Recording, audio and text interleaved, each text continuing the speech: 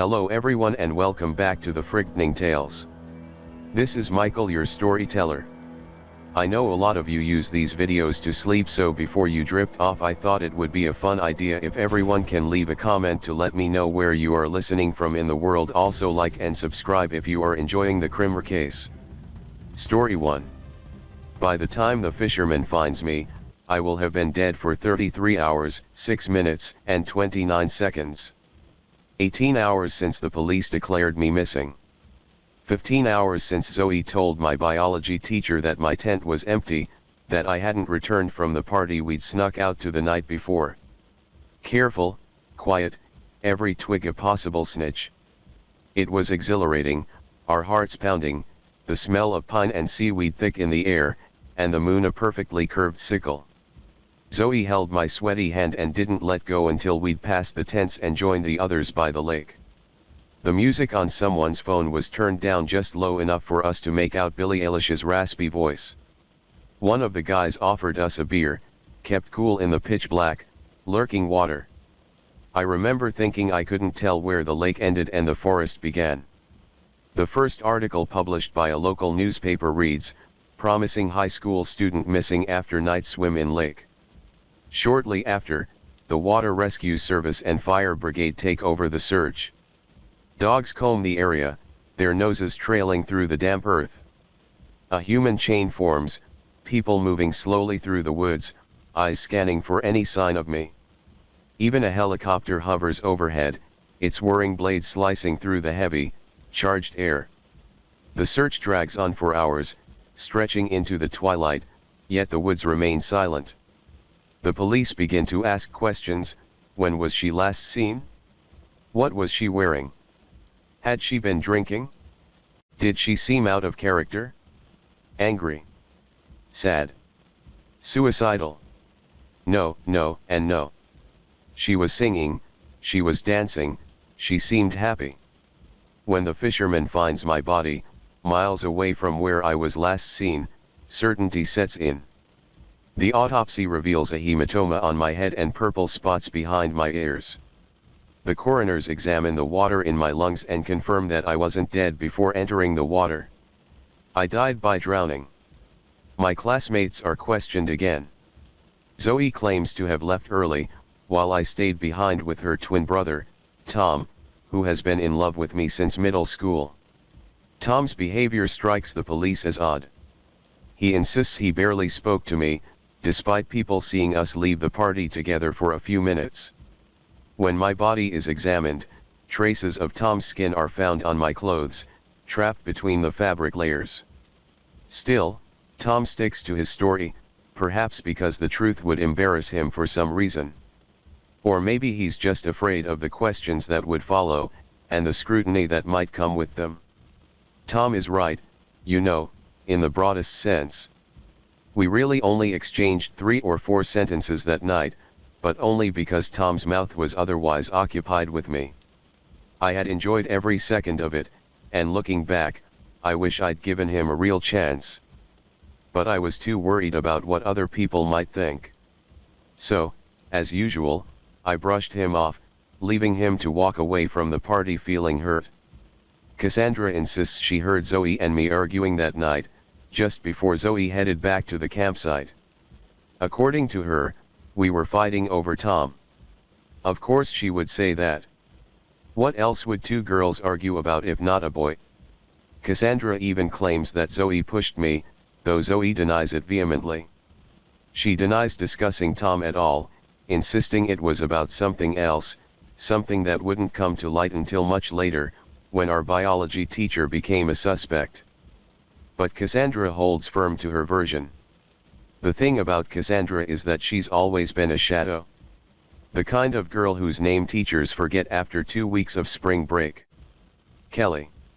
Cindy. Carrie. Something with a C though, right? So, when she finally gets the chance to talk to the police and be part of the investigation, she jumps at it. Unfortunately, Cassandra isn't much help to the investigators. She leaves the party at 2 a.m., just 40 minutes before I die, leaving me alone with a group of guys who've brought along some tranquilizers. Sitting next to them felt like being stuck in a fever dream where Jacques Derrida explains quantum physics at a frat party. At some point, I decided it was time to head back. One of the guys casually asked if I needed someone to walk with me, and I said yes, but no one moved. I glanced back, the campsite faintly visible through the cold, white light filtering through the pines. It was only a few meters away, just beyond the trees. I'd walked this path for days, never once feeling threatened by the shadows in the bushes. But tonight, that sinking feeling in my stomach wouldn't go away. Still, I refused to be that girl, the one who got scared at every creak in the dark, the one who needed someone to hold her hand for a few steps. So I stood up and said I'd walk alone. Instead of sticking to the dark trail, though, I decided to take a small detour along the riverbank, a bit longer, a bit lighter, and hopefully, a bit safer. One of the guys told me to text him when I made it to my tent. But when I didn't, no one even noticed. 16 days after my death, suspicion begins to shift toward our biology teacher. Devin, one of my classmates, reveals that he had felt ill that night and went looking for the teacher's tent, only to find it empty. Soon after, the teacher's behavior takes a strange turn. He starts making inconsistent statements that don't add up. One day, he calls Zoe into his office after class, where he insists that his earlier proposal to her, before the trip, had been nothing but a joke. She understood that, right? It was sarcasm, he says, claiming that what he really meant was that if she wanted to improve her grades, she should consider attending a tutoring service. And this is where Cassandra steps in for the final time. She confesses that she visited our biology teacher after the party and that they went to the boathouse, where, according to her, nothing bad happened. He was just there for me. The biology teacher is immediately suspended, but the case against him has nothing to do with mine, as Cassandra's alibi clears him. Meanwhile, the suspicions surrounding Zoe and Tom are too weak to pursue. My case remains unsolved, and eventually people begin to accept the idea that it was just a tragic accident, that I must have hit my head when I jumped into the water. They agree that I seemed unhappy, not just that night, but in general, and that my relationship with my parents, who expected me to excel in everything, was strained. Perhaps the pressure had finally got to her. It's all unsatisfying, of course. Unsatisfying for the local magazine, whose updates eventually dry up. Unsatisfying for the police, left with yet another unsolved case on their desk. Unsatisfying for my parents, who, decades later, will say in an interview that not a day goes by that they don't think of their little girl. Maybe one day, a classmate will write a college essay about my case, reflecting on how it taught them that life can end in an instant. Maybe my story will end up on a true crime podcast. Or perhaps Netflix will stretch it into a tightly structured 8-episode miniseries, where my body is discovered just 3 minutes in, enough time for viewers to decide if they'll keep watching. Or maybe none of this happens, and I'll fade away, like countless other women who are silenced every day simply for being born the wrong sex. It doesn't matter who profits from my story. It doesn't even matter if they eventually find the 2 men I crossed paths with on my way back to the campsite, in the wrong place at the wrong time. None of this matters, because in the end, I'm just another dead girl underwater. Story 2. You would never have noticed it if you weren't looking for it. That was precisely the point. The instructions given in my embroidery group had been clear enough. After nightfall, take a stroll on the second lane past the bakery, look for the unlit lamppost and turn down that dark alley, they said in hushed voices, as the pianist began playing in sudden loud fervor, by coincidence. Then you will see a mossy stone staircase, which you will descend, and at the end of it there is a dim hallway. She lives through the set of green doors on the left.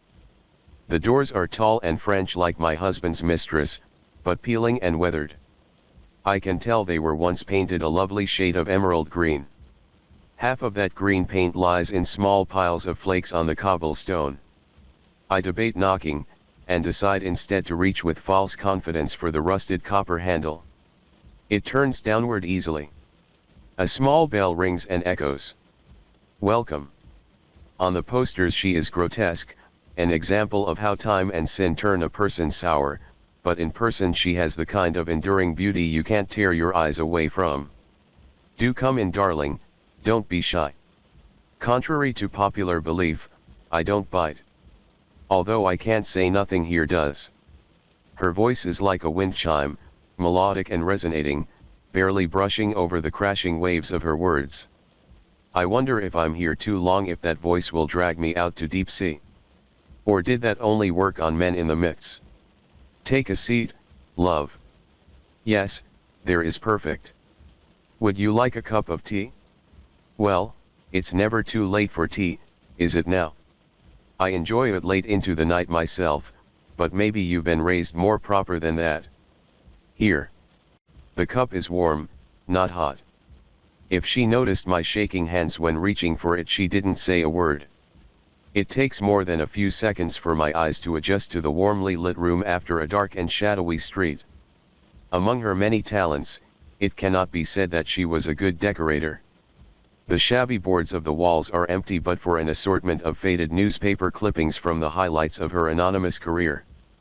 Obituaries, mostly. A tattered blue curtain with tassels hangs behind the armchair she's perched in, dividing off part of the room. Eccentrically painted shelves house arrays of books and bottles of objects my gaze prefers not to settle on. She would have been called a witch for her collections had she not already acquired numerous more colorful nicknames by the public. The only item of some value is worn loosely around her slender wrist, a heavy and ornate gold watch. The kind of thing that would make a petty thief stay to see glinting underneath a man's sleeve in the street. She catches me admiring it and smiles thinly, holding up her arm up to eye level. Isn't it a beauty? It was my first husband's, this watch. On the 10th anniversary of his death, I'm going to smash it to bits and melt the gold into a necklace for myself. I deserve a little gift from him, I think. Her laugh unnerves me, but I find myself too curious to be afraid. I politely say my condolences for her husband's death. Oh darling, don't be sorry that that man is dead. The one good thing he did was to be the inspiration for the charity work I do. I haven't always done this. I used to be an actress, you know, a leading lady of the stage. Men would come from all over the city to see my shows, for I was beautiful then. Sometimes after the shows they would approach me, usually blind drunk, complimenting my dress or what was underneath it, asking for a kiss or a drink or a night. And sometimes they didn't ask. My husband became my husband not because he asked but because he damaged me, and he was rich enough to get away with it and clever enough to know that marriage was my only option. She smooths down the skirt of her maroon dress, then looks up at me with a solemn expression I can't fully read. It isn't hard to believe she was once a sought-after woman. Though sunken in age, her cheeks are smooth and her face looks as though it was hand-carved out of porcelain by God. Her hair is twisted into a dark crown atop her head, secured with metallic pins. Her eyes are like a cat's, but not a house cat, no, definitely not. Like those of a tiger that has been left to go hungry for far too long. I will her to continue talking and not look at me with those eyes again. We sip our tea in unison, upholding our masquerade as ladies. She takes in a breath. He said he loved me, and at the beginning I believed it. He may have loved me. He certainly desired me. I think mostly he loved seeing the desire and jealousy of other men when he told them I was his wife. But that got old fast. So did I, in his eyes. When it had been a year and I still had not given him a child, I turned ugly to him and he acted ugly accordingly. One night, he came home from the pub talking about how the other men's wives had filled their houses with children by now. He spoke of babies like cattle. Then he threatened that he ought to tell the whole town that I was secretly a whore and leave me. I should have kept quiet and obeyed and smothered him in his sleep, like a good wife. Instead, I promised him that as long as I was alive I would never let a child be born cursed enough to have him as a father. I'm sure you know what happens next, or otherwise you wouldn't be here, my darling. She traces a scar on her chin that I hadn't noticed before, extending along her jaw to the start of the delicate bones of her neck.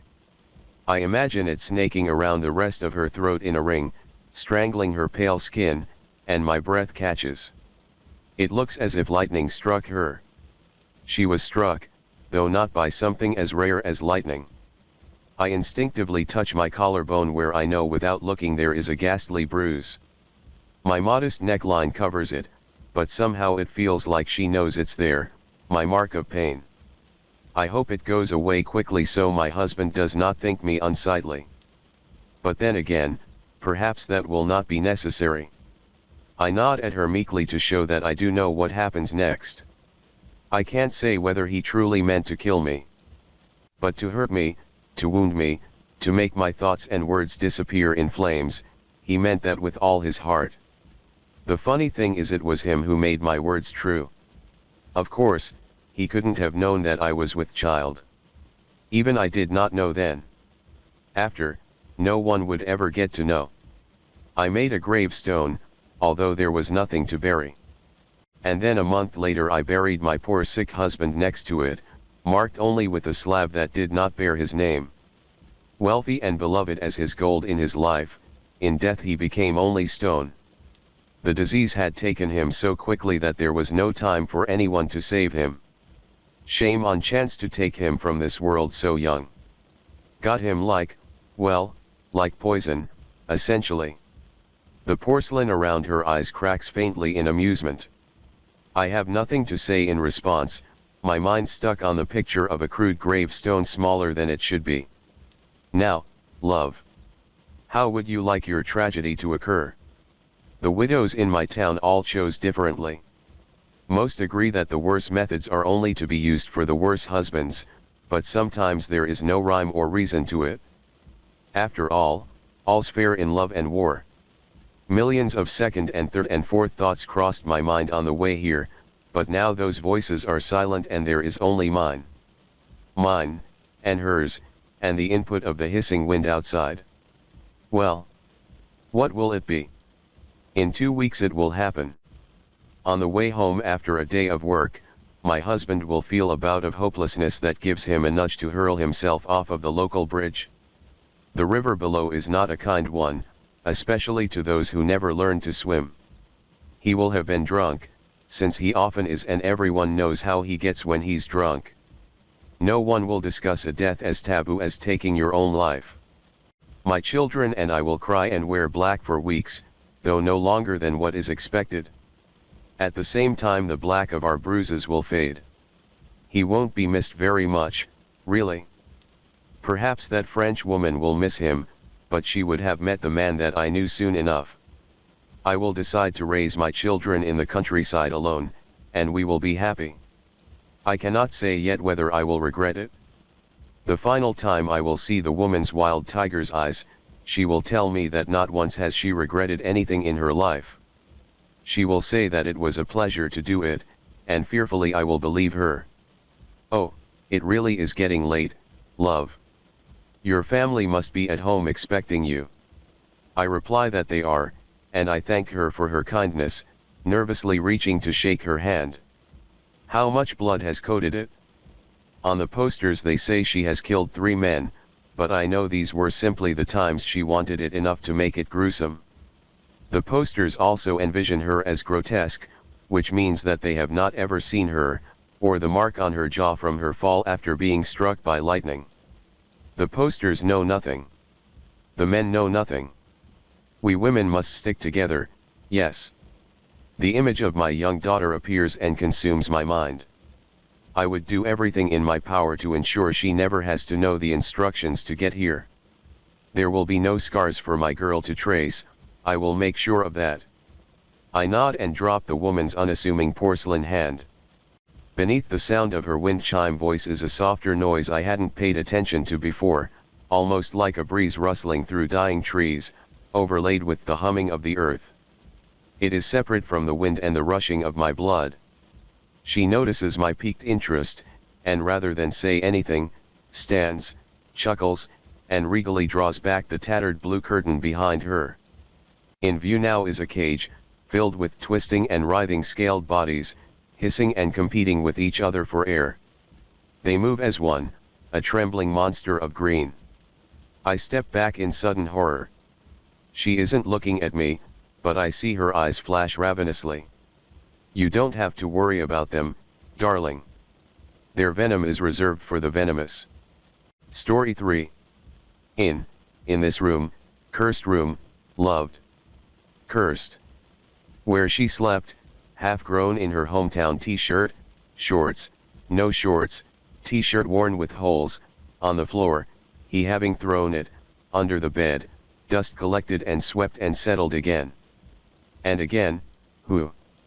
He, not she, gracious, there for the first time, assuredly last time, no boys in the room, father said, keep out, nodded her head, but in the room, blue light hugging the window, scotch tape, peeling off the paint whether chipped or freshly laid or, exhumed, he found her in the know, not found, held her in, under doomed blankets, a thumb, under a thumb, twisted under a thumb, urgently, unabashedly, shackled by his name, no name, names unknown, 2 in the bed, 1, world flaring by, unedited film.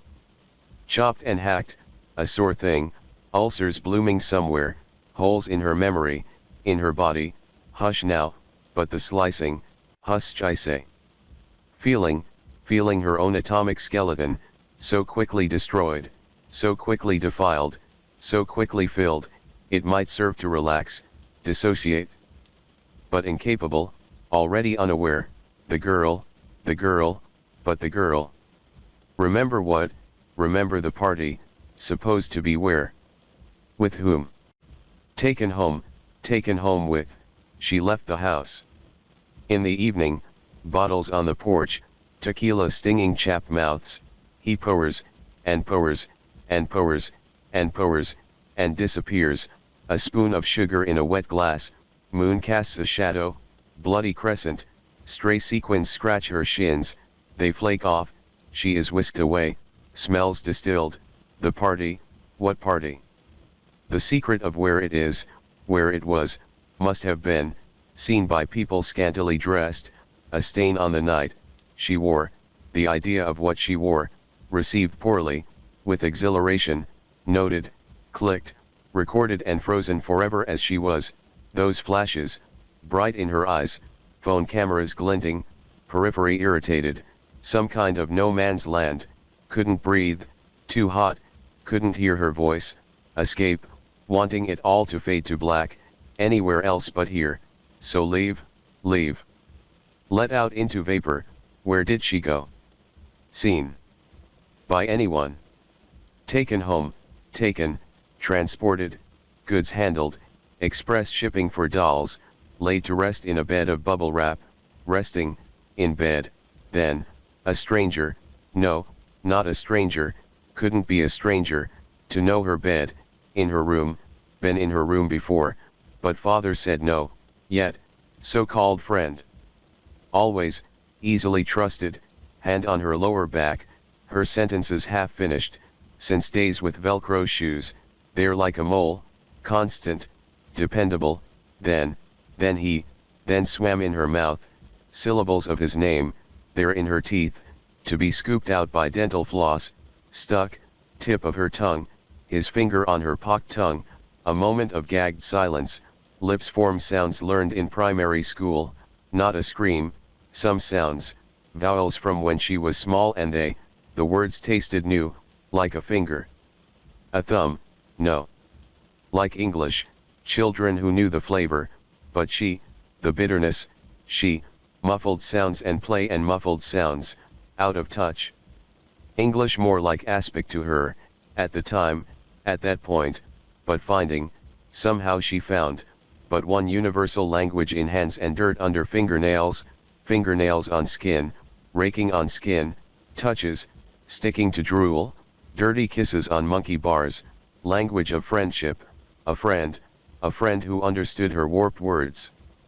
English forgotten, shoulder by shoulder, kisses with friends, wood chips licking open shoes, pigtails on her head with the little bows, and she forced herself to smile, yanked by the ends, tickled by the belly, touched, little boys, being boys, she did not realize, long before parties, she did not realize, laying in the bed pigtails long gone, gone where? Time spilled over from a cup, splaying, no, spreading, on the duvet, uncovered, but why? The thought of, at the party, or rather, God.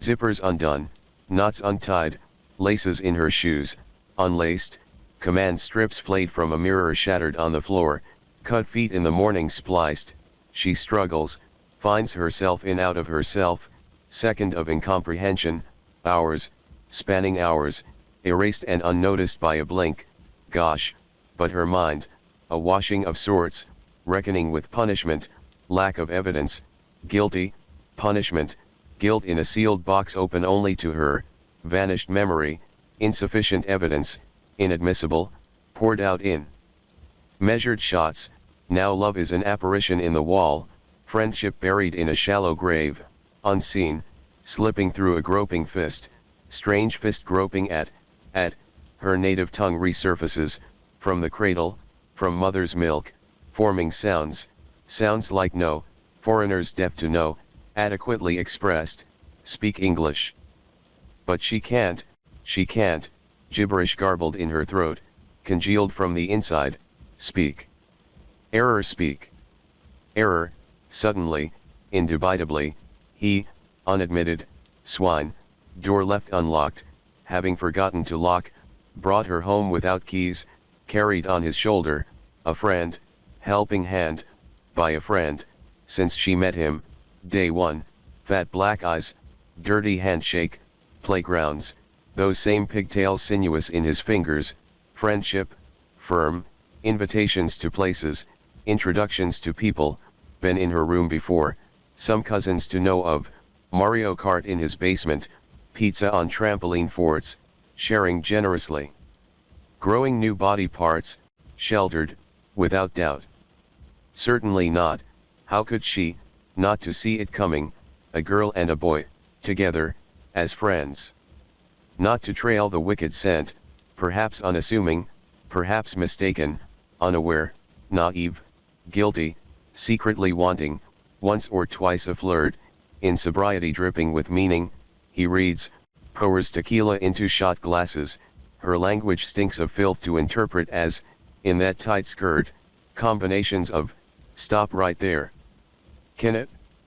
When it comes down to it, guilty, guilty, guilty, there in her body, there in her hands, and the cameras, a still life, friends seeing it happen, seeing it all happen, indelible, the guilty party, fine, let it be this way, crumbs for the world, chewed on in daylight, school hallways chattering like shivering teeth, goosebumps, her flesh, feed the hungry, fed to friends, he, notches in his ribs, on her, grating, somewhere in the room, but she can't speak, can't see, on the desk somewhere, a hairbrush, a stone, to fight with, fight back, she can't move, fight back. And hurt a friend, how the story goes, pitched in the courtroom, self-defense, when judgment day comes, and if it comes, who protects friends, she, language unsurveying, there in her body, there in her hands, there in her body, there in her hands, a friend, and she, says nothing, does nothing, in this room, in. Story 4.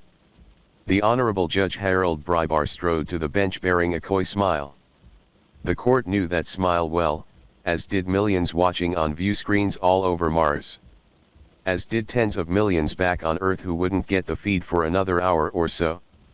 They also knew the arch of his thick gray eyebrows, the well-trimmed salt and pepper hair he'd gracefully let recede, the petite spectacles he wore when reading, and the mild way he cleared his throat to bring the whole courtroom to attention. In offense to all known theories of jurisprudence, Judge Harold Brybar was a celebrity judge, and there was nothing anyone could do about it. As Brybar sat down, he produced his legendary gavel from the folds of his cloak. It was the gavel that had sent General Sabrina Gallo to the slammer.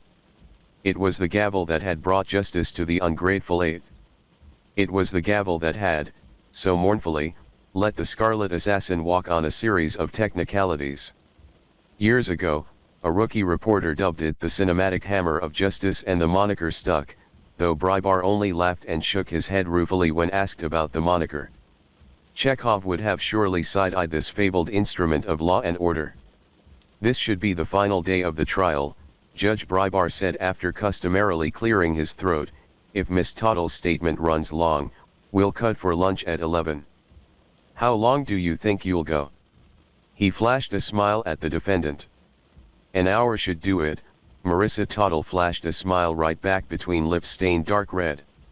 She came to court in a maroon pantsuit with a long, matching jacket that almost reached the ground, and dark lipstick and fingernail polish to match. Stylish but, for her, understated. Earlier in the trial she'd favored brighter colors, including a pastel blue skirt that drew immense attention, much of it mockery, in the press. She'd been on trial for previous burglaries and had proven as much a celebrity as the judge overseeing her case. That she'd taken to defending herself only heightened the circus atmosphere. You couldn't wish for a more theatrical combination of defendant and judge. "Excellent," the judge said, "that would mean the jury can deliberate over lunch. A smooth running ship at last." The assembled audience, standing room only, laughed nervously, revealing how much tension the courtroom held. In theory, Toddle should be guilty as a Labrador by a demolished birthday cake. She'd been caught red-handed in the most elaborate and movie-like theft in the history of the planet after all. But many speculated Toddle had a trick or two up her sleeve. Gambling websites gave her a 15% chance of acquittal, and even a 5% chance of escape. The third prime participant in this drama feels ordinary by comparison. Veronica Brief charted a conventional path as she rose through the prosecutorial ranks: top grades, hard work, schmoozing, ambition and a photographic memory. There's little reason to elaborate on her story. Veronica had aimed for calm, efficient and professional as her persona. She let Marissa and Judge Brybar provide the entertainment. The stately prosecutor drew little mention in the tabloids despite overseeing the case of the millennium. And she'd presented a good case, which was easy in one sense because of how strong the evidence was.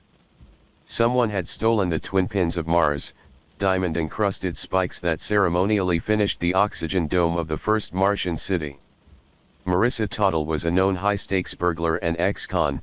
She'd been present at the benefit concert from which the pins were stolen.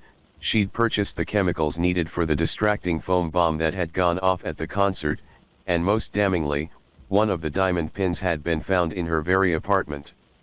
The list of witnesses and items in evidence is so long that, again, there's little need to go into much detail. The most troubling possibility was that if the jury liked Marissa too much, that they were simply so entertained, they might ignore the evidence and vote for acquittal. Today the defendant would make her last appeal. Today, Marissa Toddle, who'd fired her lawyers after just 4 days into the proceedings, would make her closing argument. She wasn't a lawyer, had never been to law school, and committed innumerable mistakes of law throughout the trial, but she still possessed the supernatural confidence of a legendary burglar, so she'd plowed ahead, learned from each mistake of process, always found a way to laugh with the audience as she suffered a series of sustained objections against her. The Red Planet stood entranced, listening to how she would make her final plea. Marissa Toddle rose. She was quite short, but cut a dramatic figure nonetheless. She strode to the center of the room to address the jury. "Ladies and gentlemen of the jury, my honored peers, good morning to you. Also good morning to everyone watching in the live audience, in this wonderful city of New Olympus, and all across Mars and our sister planet of Earth. Also, a quick shout out to anyone reading the transcript in the future, that serious dedication." Laughter. "The prosecution has done a thorough job presenting the evidence against me. and I would be foolish to claim no fear. They found one of the diamond pins at my apartment. Can you believe my incredulity? Without that one piece of evidence, all they have is hearsay and circumstance. And who hasn't been hurt by hearsay and circumstance? I was sorely mistreated on the day they overturned my home. Veronica had decided early in the trial not to be surprised by anything Marissa said. Here she was, starting her final defense by bringing up the single strongest piece of evidence against her, submerging it in a strange cocktail of jokes and grievances. Still, she was as oddly compelling as she'd been the whole trial. Have I mentioned how good you look, jury? The fall weather has really brought out your fashion sense, such lovely browns and greens. I'm going to miss you all when this trial is finally over. And soon it will be over, won't it? Oh, I don't know if this is legal. Is it legal to compliment and reminisce with the jury? It is if there's no objection from the prosecution. This was the judge, now looking in Veronica's direction with a raised eyebrow. All around the court, Veronica felt all eyes suddenly on her. And it was true, she could object for relevance or ingratiation, which Mars had added to the legal code 50 years ago. No objection, Veronica said after a pause worthy of a sitcom, to titters and laughter from the audience. She hadn't intended to object at all, no matter how wild the defendant got. It's considered poor form to object during closing arguments, unless the faults are egregious. Plus ordinary folks see through flattery and immaterial wanderings most of the time. And that should be especially so in this case. Marissa wasn't just on trial for grand theft, but also for assault. When she'd set off the foam bomb at the dedication ceremony, 3 people had been injured, and many dozens more might have been. These charges alone could add up to decades behind bars. A jury might excuse burglary if they liked a defendant, but harming innocent spectators? No way, Veronica thought. Marissa had avoided lengthy prison sentences from previous burglaries through clever negotiating and because she'd always been careful to avoid violence. Now, she might be mere hours from a lifetime in prison. How was she so calm? At this point, Marissa had moved on to a PowerPoint presentation, with a selection of quotes projected onto the large screen across from the jury, with certain words highlighted for effect. The rotten witch made all the plans, and said it would be an easy score without any risk of harm to anyone. That's what one of my supposed henchmen said about me, if you'll remember. I don't see why that insult was necessary. Read the next quote, this time from a witness who supposedly saw me outside the concert hall. She was laughing like a hyena, or like some evil witch. With the shouting inside I could barely hear her, but I was close enough I could just make out the cackle. I could read each and every one of these quotes, each more demeaning than the last, but you can look over the full list if you've got the stomach for it. So many horrible things said about me, which I don't mind. I can accept taunts and jeers. But it is certainly interesting that so many of these witnesses couldn't help but include spiteful, disparaging remarks. And you'll notice how many bring out the W word. It almost feels like they were coordinating their testimony somehow. Veronica caught a glimpse of the jury. She read ambivalence on their faces, scowls, smirks, narrowed, focused eyes, and furrowed brows.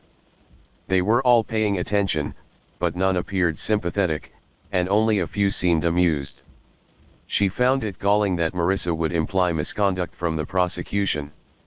Early in the legal process, Marissa had tried to trade the location of the second diamond pin for legal protection, which Veronica would never have agreed to, not leastwise because the police were convinced they could lean on her conspirators to produce the second pin, an assumption which, 7 weeks later, had not come true.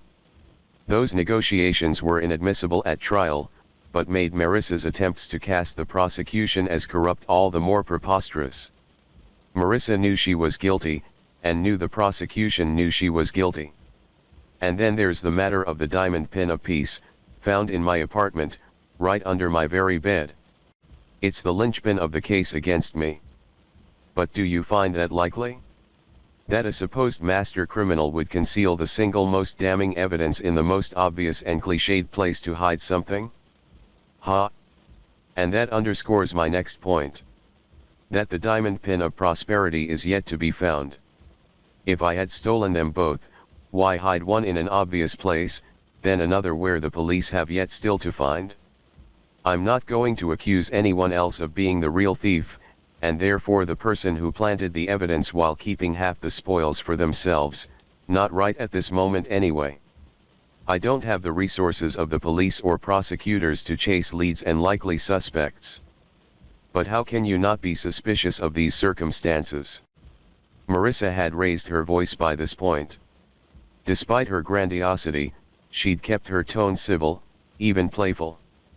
But now she strode about the floor, her jacket swirling in great red arcs. She turned to the prosecution table and approached Veronica, though even with her heels, she stood barely a few inches taller than her adversary sitting up straight. Marissa leaned over the table between them. Veronica held her gaze in as steely a manner as she could muster. She wasn't intimidated, but feared smiling at this bit of theatrics, which might send the wrong message to the jury. They've stacked things so thoroughly against me. A huge team of cops and prosecutors all working to dig up evidence. 3 of my friends called to testify against me. Hundreds of hours of security video. Reams of texts stolen from my phone. All this effort searching for any slip-up, inconsistency, or wrong place wrong time circumstance. And in the end their whole case rests on a single, dubious discovery. Marissa whirled on Veronica, her jacket cape swirling like a tornado. She approached the judge, held his eye contact for many moments. Veronica couldn't read her face with her back turned, but Judge Brybar's eyes narrowed, turning from amused to suspicious to worried. Only then did worry enter Veronica's own mind. Could Marissa really have a grand plan to turn the trial on its head or even to escape? Everyone in this courtroom stands against me. I've been fighting every official and advocate aligned for a single purpose. These whole 7 weeks I've fought. She stood right before the judge now, a dark red fingernail pointed but a meter from his face. Control yourself, the judge warned, his voice steady. Marissa slowly retreated her hand to her chest, but kept the finger out. Then she approached still further, and placed her hands on the edge of the bench. Judge Brybar screwed his face up in an apoplectic grimace. I kindly ask you to back away, the judge said with barely concealed rage. And Marissa did so. She turned slowly, her jacket an eddy rather than a hurricane. The whole audience appeared to exhale at this drawdown in tension. The calm wouldn't last. The true thief, the true mastermind, is in this courtroom right now.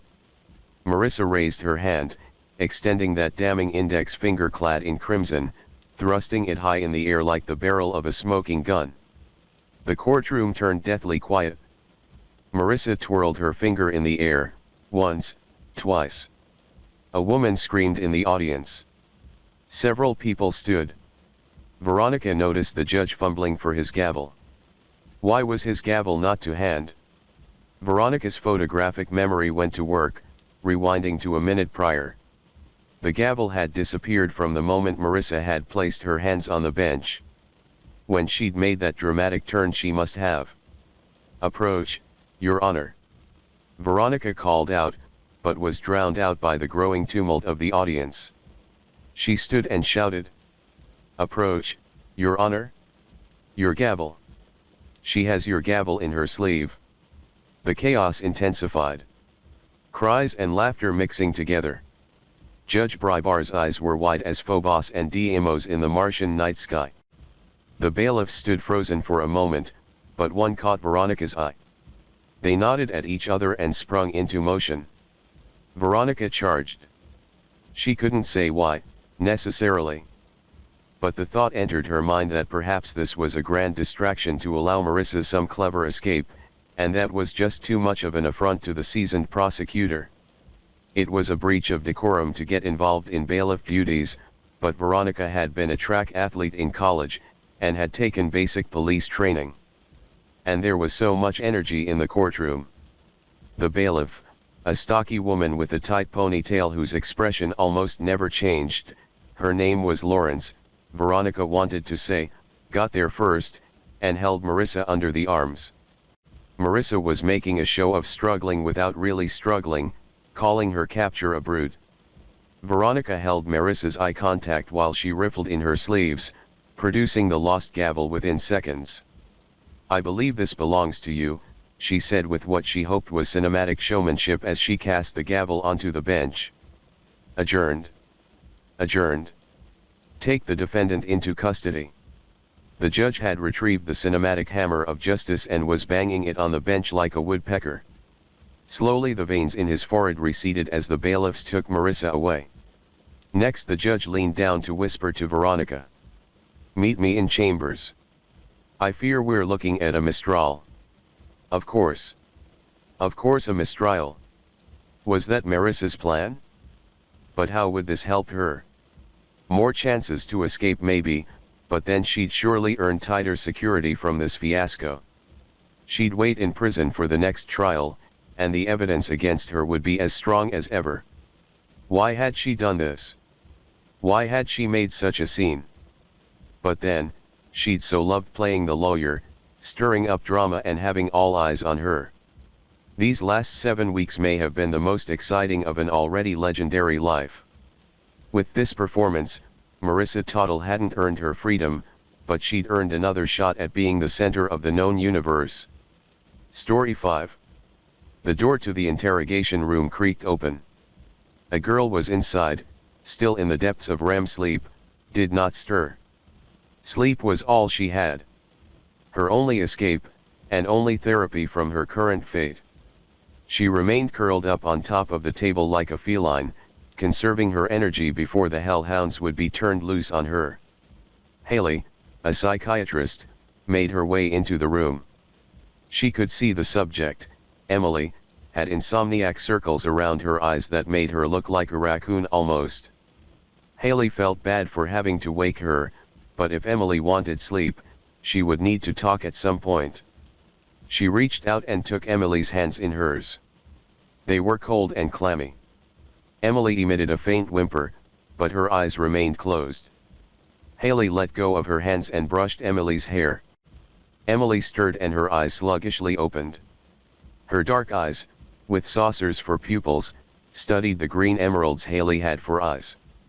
They remained still, watching, then closed again. "K'min hun, time to get up." Haley spoke, lightly shaking her. Emily whimpered and covered her face with her arms.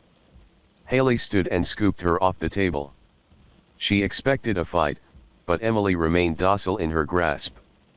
Before Haley could put her down, Emily clung to her and rested her head on Haley's shoulder. It was difficult to imagine Emily was capable of what the police were accusing her of. Emily was acting more like an 8-year-old than 18. That could be cracked up to the recent traumatic experience she endured. She had recently learned who her real father was, after he took her, her mother, and stepfather hostage. Her mother was currently recovering from injuries in the hospital, while her stepfather had succumbed to his injuries. Emily wailed suddenly, catching Haley off guard. The reaction was so sudden that Haley almost dropped her. "Honey."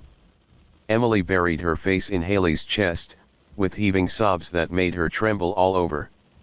Haley rubbed her back and comforted her, something that Emily never got from anyone since they found her in the house.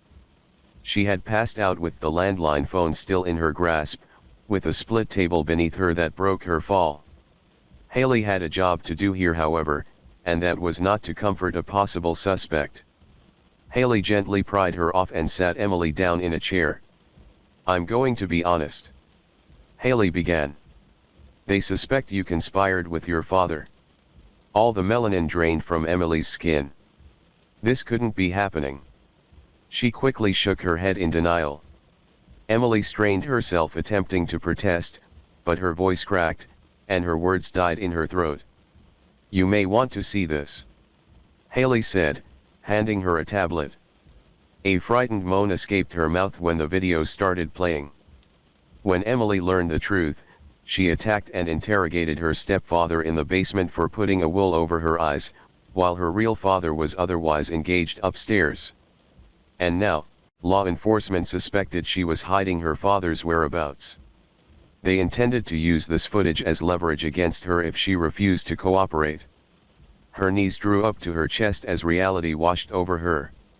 His blood was on her hands too, whether she liked it or not. But this didn't mean that she conspired with her father. They needed to know that. Emily tried to speak again, but like before, her words could not reach the surface. Like baby sea turtles being plucked away by famished seagulls before reaching the ocean, words still eluded her. She buried her face in her hands, sighing shakily. Haley placed a small notebook before her, along with a pencil. Emily sniffled and started to write. "So, he took your cuffs off for good behavior?" Haley asked. Emily nodded. "And after you found out the truth, you became angry with your stepfather?" Emily replied with a reluctant nod. She wrote her next question with a trembling hand. "There's nothing I can do to avoid prison, is there?" Emily pushed the notebook over to Haley with tears starting to trickle down her face again. "You can tell me where he is," Haley said. Emily whimpered in frustration. "I don't know where he is, because I did not conspire with him," she wrote. "It's not up to me on what happens to you," Haley began. "But you need to give them something if you wish to avoid prison. Even if you didn't conspire with him, you still assaulted your stepfather, who is now dead." Emily huffed and snatched the notebook. "My father's gun killed him, not me," she wrote. "You stabbed your stepfather with a fork. He already had a severed leg and a missing finger, which I believe had his wedding ring on it. You very well could have. Do you think a jury would let you go free after that?" Emily choked back a sob. "I'm sorry, hon. I know you were under a great deal of stress, but that still does not excuse your actions. He's one of my teachers in high school, okay? Mr. Black is what he goes by. I'm sure that's how he found out that I was his daughter," Emily wrote. "Okay. Maybe that will help them find him. Anything else?" Haley asked. "Please, I need to be there for my mom, so she pulls through," Emily wrote. "I'll see what they think about this," Haley said, taking the notebook with her. "But after what you did to your stepfather, I doubt you'll be allowed to see your mother in the hospital. It's for her own safety." Emily's face fumed in disbelief at what she heard. With that, Haley left her to sit alone with her thoughts. 2. When the sheriff entered the interrogation room, Emily's heart sank like an anchor to the depths. She sheepishly wiped her tears away with her sleeves. "Save your crocodile tears for another day," his eyes said. "You'll be held at a local hotel under house arrest till your court date," the sheriff said, attaching a tracker to her ankle. "You can use the phone inside the motel to call your mother in the hospital. Perhaps that will help you find your voice again. Better pray you find it by your court date," he continued, escorting her out. 3. On court day, her mother was not well enough to attend, however she was thankfully still alive and recovering. Emily quietly sat next to her appointed lawyer. The judge and jury were informed that due to the events Emily had been through, she had trouble speaking and her lawyer would speak for her. They had given her a notebook and pen to use to communicate as well. Emily was prepared to own up to what she did, however. The crowd was certainly a surprise, which threw her off. She hoped it stemmed from curiosity about her father rather than hatred towards her. She nervously watched as the judge made his way to the podium. He was an older gentleman with a horseshoe mustache that commanded respect. A man with true grit that would not hesitate to punish any poor soul that dared question his authority, to the full extent of the law. He despised any scumbag attorney that would willingly fight for a defendant that was obviously guilty. Emily could not tell what his initial impression was of her just yet. "Take your seats, ladies and gentlemen. Let's be mindful of the jury and the defendant. Keep y'all's voices down so they can hear themselves think. The judge spoke as the jury filed in. Emily reluctantly turned to see who her selected peers would be. 6 women of varying ages filed in first. Perhaps she had a chance of being shown mercy after all. 6 men followed, and suddenly her throat felt deprived of oxygen and her eyes dilated like saucers. The word escaped her lips, and she quickly covered her mouth with both hands. But the room had grown silent as a Buddhist temple. It was too late. What was that, miss? The judge spoke, making her flinch. Emily quickly turned away from the jury and spoke, for what felt like the first time in weeks. And nothing. Sorry. She spoke with an awkward rise in her voice. Mind repeatin' what you said a moment ago? I was under the impression that you didn't speak. The judge said. Objection, Your Honor. Her attorney stepped in. Overruled. You were sayin', miss. The judge spoke. Emily swallowed hard and her skin was as crimson as a lobster. Much like a lobster, she was in hot water now as well. Do you want to be held in contempt for lying to the court about your condition? The judge asked. No. I am not, she hiccuped. Lying. Enlighten me on how you did not lie to the court, miss. The judge pressed. Your Honor, I made it clear she has difficulty speaking and that she is, or in this case, was temporarily mute. The key word was, temporarily. Her attorney spoke. Clearly, she speak for herself now, mister. Now would you or she care to repeat what her first spoken word was so we can move forward with this case? The judge replied. Objection, Your Honor. Her attorney spoke before Emily placed her hand on his wrist. Overruled. The judge spoke to him. Please. Emily said to her attorney, before standing to face the judge. I saw someone that looked like my dad. That's all. I'm mistaken, obviously. But it took me by surprise.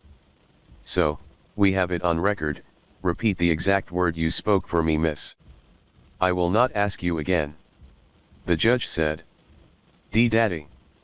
That's what I said. I was mistaken. Sorry, Your Honor. Emily spoke meekly. Why don't you point out the individual you mistook for him, would ya kindly? The judge spoke. A small trickle ran between her legs and Emily winced, hating herself.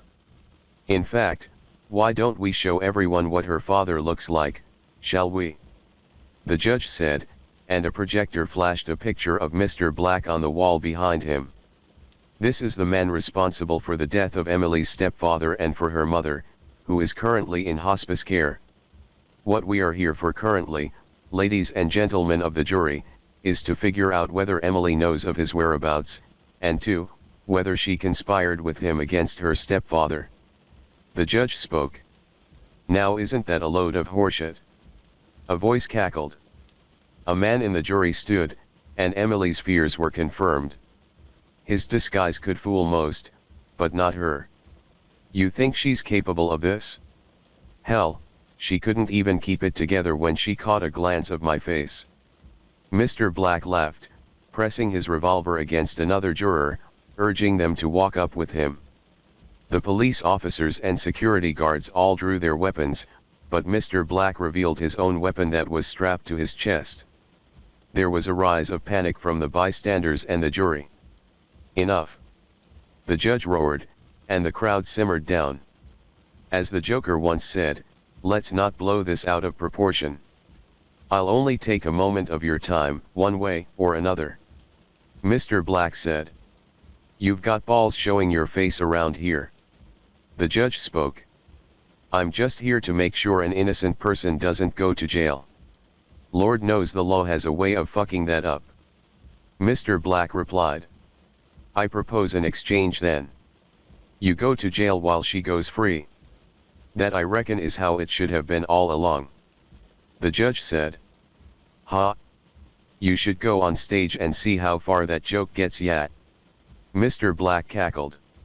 What's the plan here? What's your endgame? The judge asked. It's simple.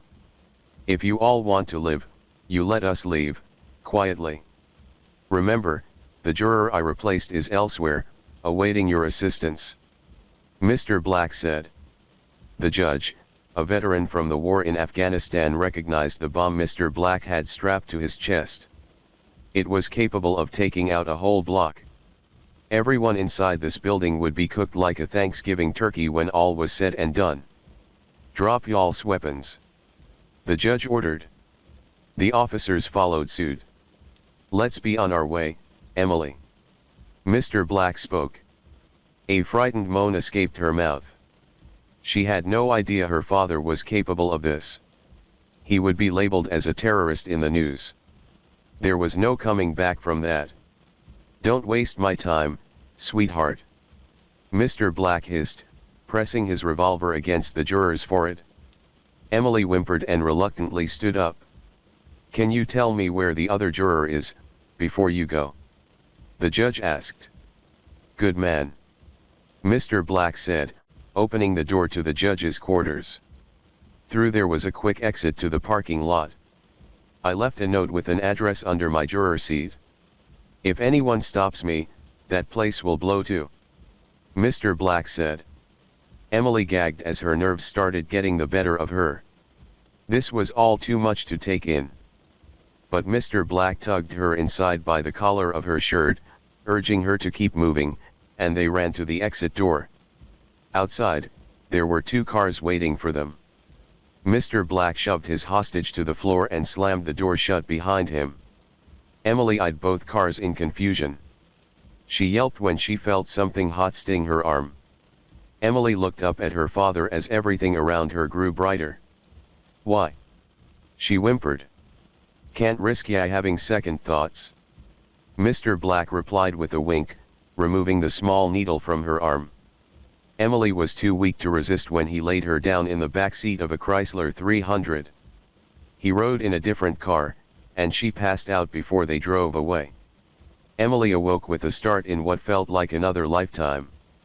She was cocooned in a hammock, ready to hatch into a new life it seemed. Her sluggish eyes registered a clustered forest of coconut palms around her and a man sitting at a nearby table. He wore a straw hat and was sipping on a pina colada. Welcome back. Mr. Black said. The ocean was a shimmering shade of teal in the sunlight, roaring in the distance. Is Mom okay? Emily slurred. She'll be fine. Mr. Black said. But she'll need her distance for some time before she forgives us. Story 6. I don't know how to write anything but prose poems. It's 5 p.m. and the sun's almost set. You know as well as I do that we've got miserable winters up here. The icy blue china's been chipped for months now, and no one's bothered to sweep up the shards in the corner. I guess that would have to be me now. It all hits me again and again in sharp breaths nearly every time I almost manage to forget. If I'm honest, it's paralyzing. I can do one thing. I can feed the goats. I got them because they stared out at me from the neighbor's flaking wooden fence with big, aching eyes not unlike my own, knobby knees just a bit too human-like. Watching them, I feel something close to maternal. I haven't felt that since before the blue china chipped, right at the start of this long, barren year. I did everything more or less right away. I cut our losses, sold the other barn. Paid out of pocket for the pine box, a fistful of chrysanthemums shipped in from Europe, a simple service.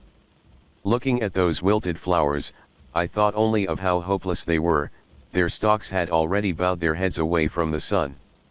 How touchingly sad, I thought, that humans did futile things for each other, reaching their arms as far across the world as they could for gestures that couldn't ever be received.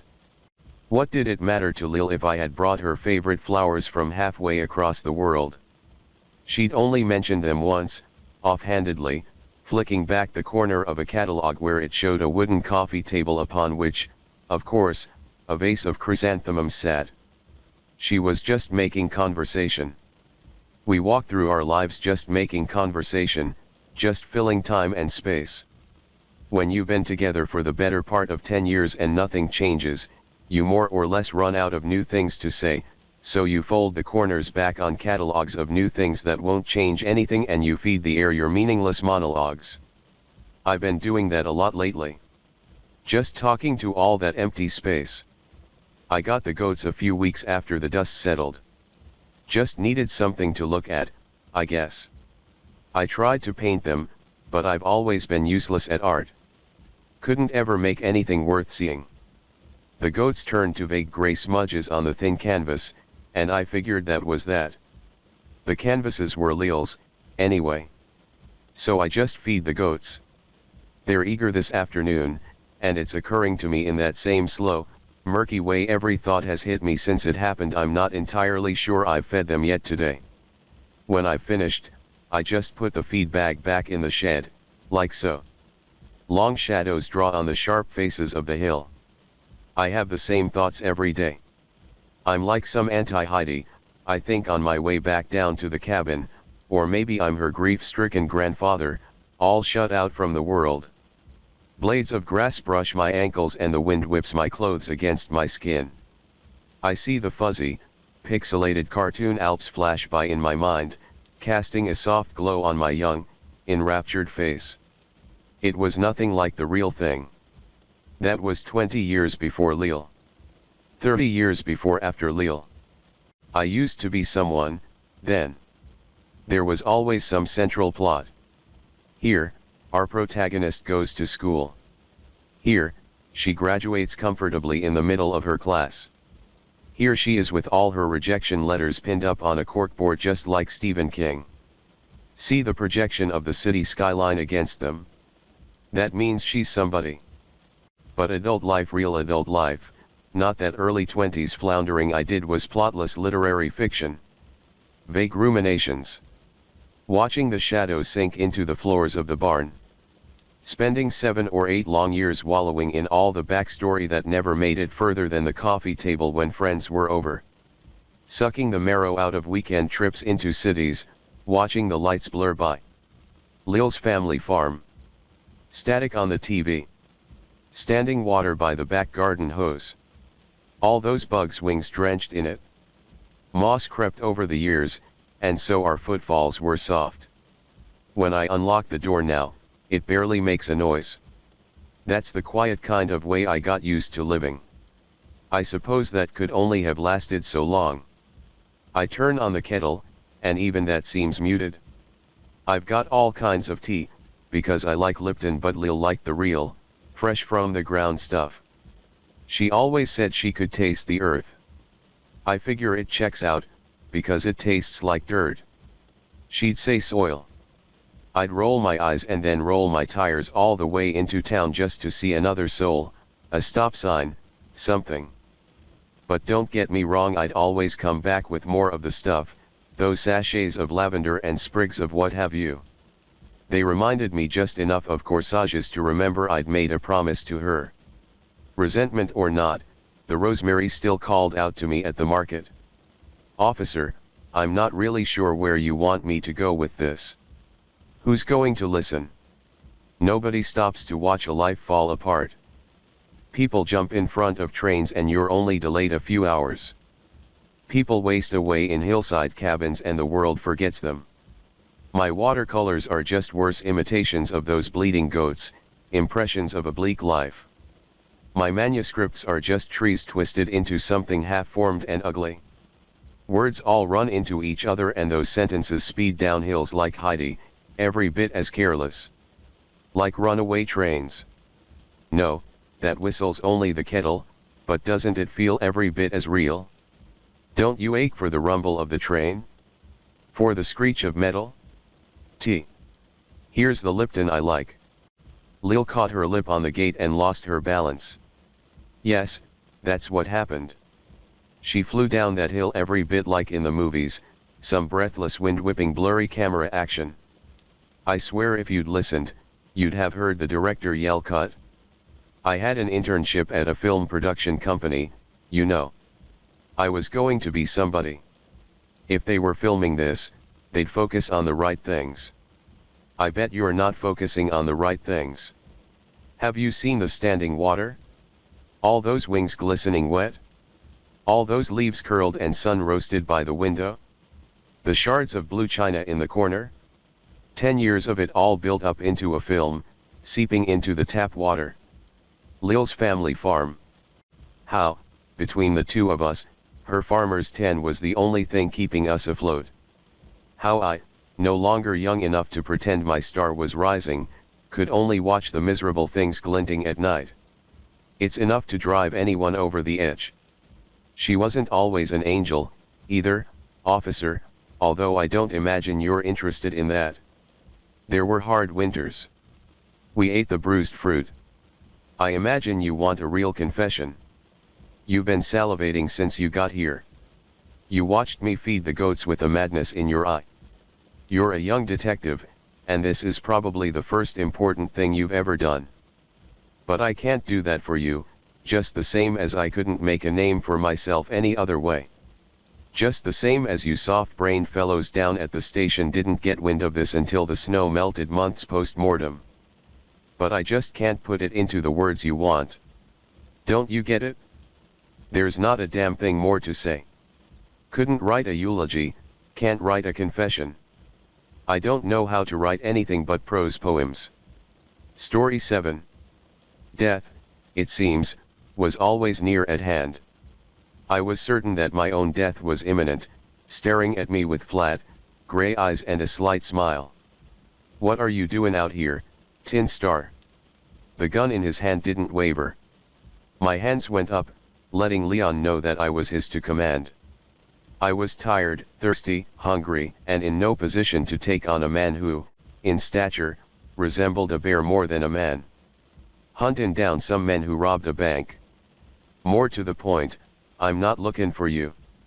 Leon studied my face for a moment, and what he saw caused him to put his gun away and invite me inside his domicile.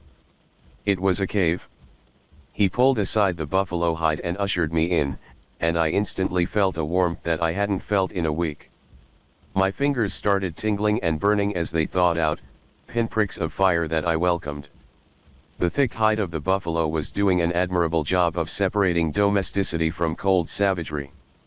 Leon laid his pistol on an old tree stump he used as a table, stirred food in a pot, ladled a generous helping into a trencher, and handed it to me, along with a wooden spoon that had seen better days.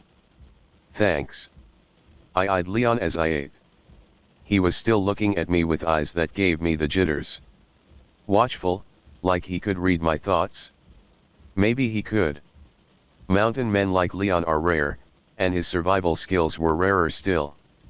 They're going up the mountain, probably through Elk Pass. Ain't no other way to get to the other side? Leon stuffed a massive chaw of tobacco in his right cheek and worked it into a compact ball. How long ago? After tracking them for a week, I wondered if I was gaining on them. It had become a matter of pride. I don't have a watch, Tin Star. I gave Leon an exasperated look. What kind of mountain man are you? I thought you guys could look at the sun and know what time it was. Leon gestured to the opening of the cave. Cloudy out there. No Sunday. And stop calling me Tin Star. The name is U.S. Marshall Brett Thompson. Everyone up here calls you Tin Star. It's a sign of respect. Doesn't sound like it? He poked at the fire in the surprisingly well-built fireplace in the cave. Sparks flew up through a natural opening above, effectively serving as a flume. Hides of bear and elk were scattered over the spacious cave floor, giving the place a homey feel. Leon may have been a mountain man, but he understood comfort. They passed by the river about 5 hours ago. I looked at Leon, and not happily. Why didn't you tell me that earlier? I like you, Tin Star. I wanted to make conversation. I stared at Leon with a mixture of sadness and consternation. His life was a lonely one, a life where a little company on occasion was as welcome as a hot meal to a hungry man. And he hadn't shot me yet. I thank you for the food, but I gotta get going. These men killed a couple of guys whilst robbing the bank, and I can't let that go. They need to be brought to justice. Leon smiled and leaned back against the cave wall covered with elk hide, gazing at me like I was some sort of pet. These men you hunt. Bad men. I know them. You stay here tonight and go back down the mountain tomorrow. Don't hunt them or they'll kill you. I glared at Leon. It's my job, and you damn well know it. Let the mountain kill them. That's all fine and dandy, but what if the mountain don't kill em? Then I will. The morning dawned bright and cold. The wind was rising and snow was on the way, judging by the dark clouds approaching from the other side of the mountain. I stoked the fire and looked around. Leon was gone. I made my way to the creek and broke the ice, dipping water into a pail. When I got back to the cave, Leon was there, cooking breakfast. I hope you like skinny trout and bear jerky. I got some coffee, if you want some. Leon nodded, keeping his eyes on the frying trout in the skillet. Apparently, he had been fishing for breakfast while I slept. They're probably through the pass now, but the storm will stop them. There's a cabin just over the pass, and they'll stop there and wait out the storm. It ain't much, but it's better than riding it out in the open. We can catch them there. I looked up sharply. We. Leon didn't say anything as he poked the fish. He took the skillet off the fire and served up the trout on 2 tin plates, handing me the larger one. The old ones tell me to protect you. Who? The spirits that live here. They tell me where to hunt bear and elk, where to fish. You sound like an Indian. They mostly tell me this from the bottom branches of trees. I have to listen carefully to hear them. Definitely sound like an Indian.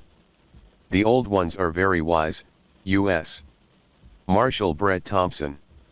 Mockery, from a human grizzly bear. I sighed. I don't doubt it, but I'm the law. I can't have you risking your life helping me. Leon smiled, but it was a grim smile. Up here, you ain't the law. Underscore underscore underscore underscore underscore underscore underscore underscore underscore underscore underscore underscore underscore underscore. We had traveled 3 miles in 3 hours. The trail was rough and narrow, and we were going up. At this altitude, I had to stop several times to catch my breath. Fortunately or unfortunately, Leon made me leave most of my supplies behind. All we carried was buffalo jerky and a canteen of water, along with our guns. You remember when you arrested me? I sat on a boulder and rubbed my legs. Yeah. You let me go the next day, but you fed me well and kept me warm overnight. Well, you didn't kill your brother, and that's a fact. Everyone else thought I did. Joe Brunner killed your brother and I caught him. They hung him a week later. Leon stood, my signal that our rest was over. These men you're hunting? One of them is Joe Brunner's brother. I know. He wants to kill me, and he's doing a fair job of it by making me chase him. Leon turned to me, eyes wide and serious. Let the mountain take them. This storm, he waved at the sky, it will kill them. Let them die out there so the animals can pick their bones clean. I looked at Leon, a somberness overtaking me. Is this the law up here? Yes. We crested Elk Pass in the afternoon. The wind was howling, and snow was falling. We would need snowshoes, and I said as much. We don't need them, Tin Star. The snow will be no more than 2 inches, but the temperature will drop and the wind will stay strong.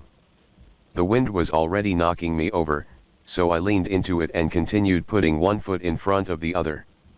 I walked in Leon's footsteps, trusting his guidance more than mine.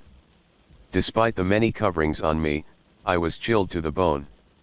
Leon wore a massive buffalo coat that must have weighed 30 pounds, but he moved easily, gracefully.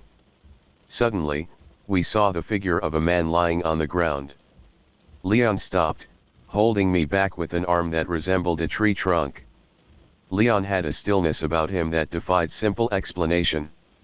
There is not moving and there is stillness. It was as if he blended into the landscape, becoming part of it, a statue that didn't belong anywhere but here, odd as that seemed. Leon let out a breath and walked forward, quickly and decisively. I was more careful, for the man might have a gun. The man did have a gun, but it would do him no good. He was dead. Lonnie Cates. Dumb son of a bitch, and mean as hell. Leon inspected the body. Been dead about 2 hours. Looks like one of Hal Sackett's bear traps got him. I noted the steel clamps encircling the dead man's right leg. His face was frozen in pain and terror. That's a hard death. These men left him. Didn't even bother to put a bullet in his head or cut his throat. I stood up and brushed the snow from my knees. That leaves 2. The odds are better. We continued through the pass, battling the wind. The gusts were terrifically strong, but Leon never lost his balance like I did. I was a big man, but Leon seemed as big as the mountain we had just crested. Or, he was as much a part of it as anything. I thought about that as we walked, not knowing if I would ever come up with a decent answer. Where the hell is this cabin you talked about? You said it was just over the pass. We had been traveling for over 2 hours since we crossed to the other side of the mountain, and all I saw were bare trees, boulders, and rocks rubbed raw by the winds, and an ominous, buttermilk sky. Just another couple of miles. Close. Leon's definition of close was far different than mine. They may not even be there, I complained. I smell the smoke from the fireplace. I sniffed, then sniffed again, the cold wind burning my nostrils. I don't smell nothing. Leon said nothing but kept on walking at a pace that wore me out. We had to stop again so I could rest. My lungs were drawing in great drafts of air, but it still wasn't enough. The thin air was testing me mightily. You ever killed anyone? I instantly regretted the question, but I couldn't take it back. I wondered what made me ask it, and all I could think was that the thin air made me woozy. Leon didn't say anything for 5 minutes, so I figured he wouldn't answer. During the war. Killed a few Greys. Didn't cotton to killin' men I didn't have a grudge against, so I left. I nodded, though he was ahead of me and couldn't see it. I understood the feeling. Killing in war was a dirty business, and it left a man shaken. I killed Hal Sackett, too. As Leon predicted, the cabin was occupied. Smoke came from the chimney, and someone had lit a few candles inside. Not very smart for men on the run. I don't think they know I'm tracking them. Probably not, Tin Star. You were so far back, they didn't worry. I glared at Leon, but the darkness prevented him from seeing my displeasure at the remark. They was travelin' fast. No, they were not. Leon spat tobacco juice out the side of his mouth and continued his vigil. Okay, I gotta ask. Why did you kill Hal Sackett? Leon turned his head to look at me. He was grinning. You gonna take me in? You'll never make it? I shook my head. No. I should, but no. He set bear traps. I told him to stop. He didn't. Dangerous business, bear traps. That don't mean he should be killed for it. Leon went back to staring at the cabin. The night was dark, and the cold was getting deeper into my bones. He started setting the damn things by my place, hoping to catch me. I thought about what Leon had said. Maybe he did deserve to die. Still, what you did was against the law. Leon turned to me, his voice sharp. I already told you, Tin Star. You ain't the law up here. You kill anyone else. Leon thought for a moment.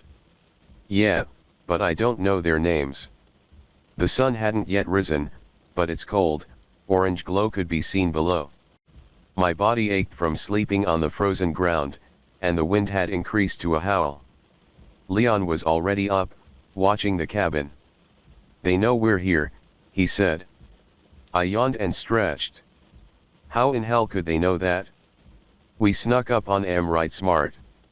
Leon looked at me, shaking his head. You made enough noise to wake up a hibernating bear. That remark stung. I was damn near as quiet as a snowflake. Leon said nothing. Damn wind. Can't see nothing while it blows like this. Leon turned to me, taking his eyes off the cabin for a moment. It will stop in an hour, maybe less. The old ones tell you that. No. There was no more to be got out of him, so I settled back, trying to think of a way to get to the bank robbers/murderers. We could burn them out, I offered. Leon stared at me in surprise. And burn down half the mountain? I'd stick a knife in you first. I'm a lawman. You can't go around killing lawmen. I can if they do something damn foolish. We sat in silence. Leon's words rattled me, for I knew he would do as he said. I was starting to get a sense of the law up here. 2 shots rang out, the bullets spraying us with rock chips. My eyes, wide open in surprise, stared at Leon.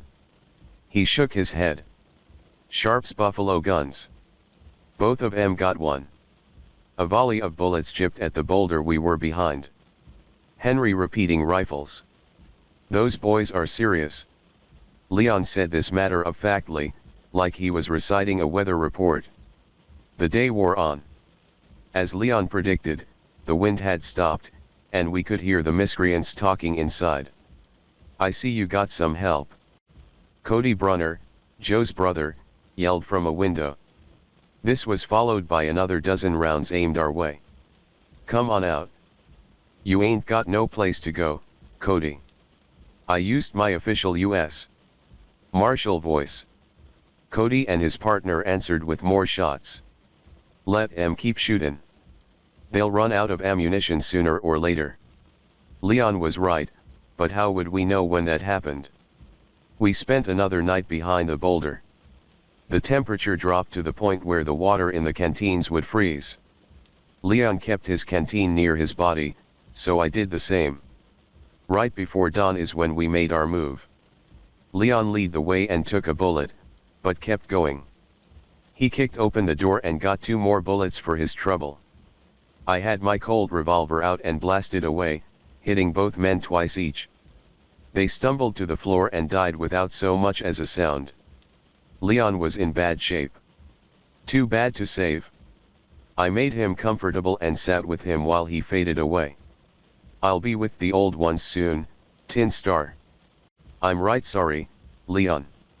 I reckon you kept me alive by talking all those bullets. The old ones told me this was my last trip. I put one of my blankets over him, despite the chill that instantly invaded my body. I'll speak to you then, Tin Star. Listen for me. I snorted. I don't want no damn ghost a hauntin' me, thank you very much. I grinned at him. You gonna leave me here? Leon's voice was weak, and I almost didn't hear him. I leaned down to his ear. No. Leon smiled a final smile and closed his eyes.